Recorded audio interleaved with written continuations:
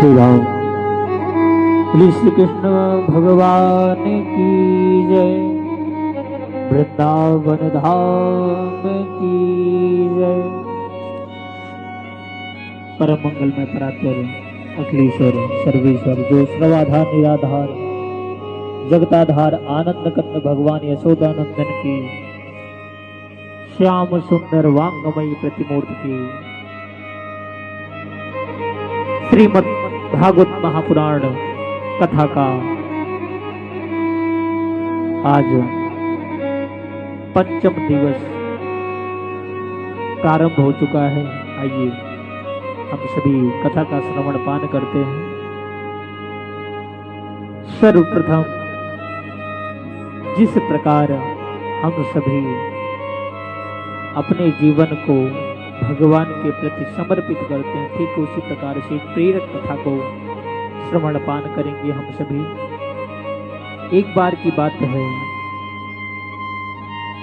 समुद्र किनारे एक गांव में कृष्णाबाई नाम की एक बूढ़ी माता रहती थी।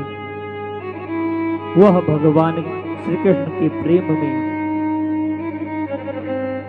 इतना अग्रसर रहती थी, अपने दैनिक कार्यों को पूर्ण करके सुबह और शाम अपने हाथों से माला बना करके पहनाती थी और घंटों घंटों तक भगवान से बातें करती रहती थी।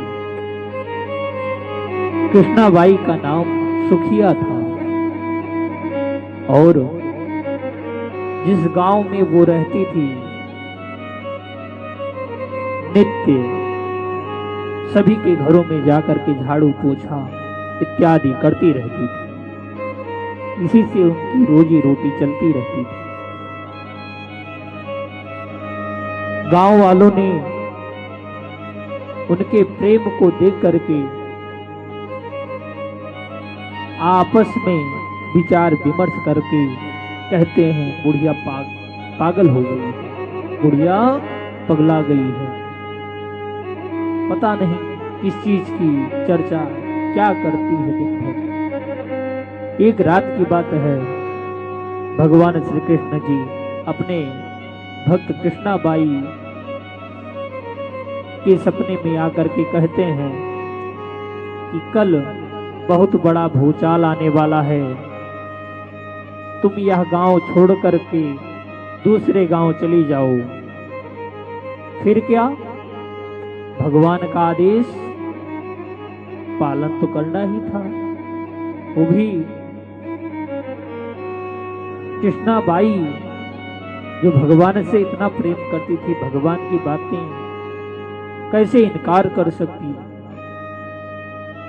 कृष्णाबाई ने अपने सामान को इकट्ठा करना शुरू किया और गांव वालों को भी बताया कि कल सपने में कान्हा आए थे, कह रहे थे कि आज नहीं, कल इस गांव में बहुत बड़ा प्रलय होने वाला है, ये गांव बचने वाला नहीं है, आप सभी गांव छोड़ करके चले जाओ। बुढ़िया की बात सुन करके गांव वाले हंस रहे हैं, हंस रहे हैं, हंस रहे हैं। इधर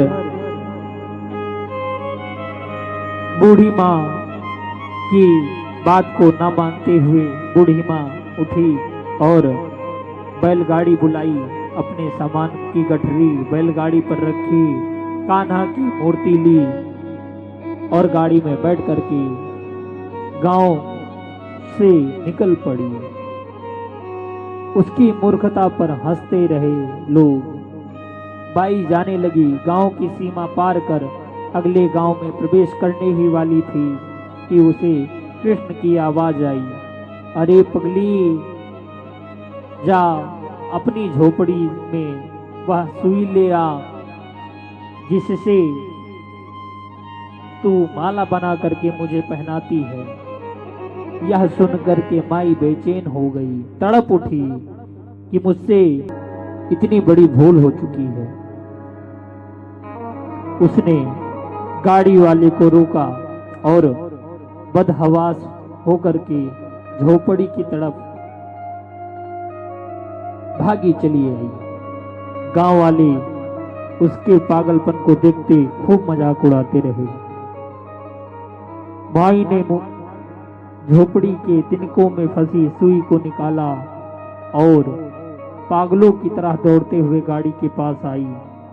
गाड़ी वाले ने कहा, माई तू क्यों परेशान है, कुछ नहीं होना है।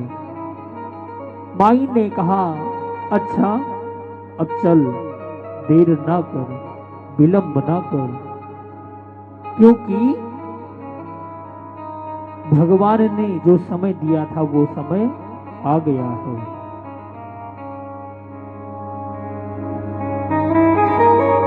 जैसे ही गाड़ी वाले को बुढ़िया माँ का ये आदेश मिला कि अब चल, गाड़ी वाले ने अपना गाड़ी बढ़ा दिया।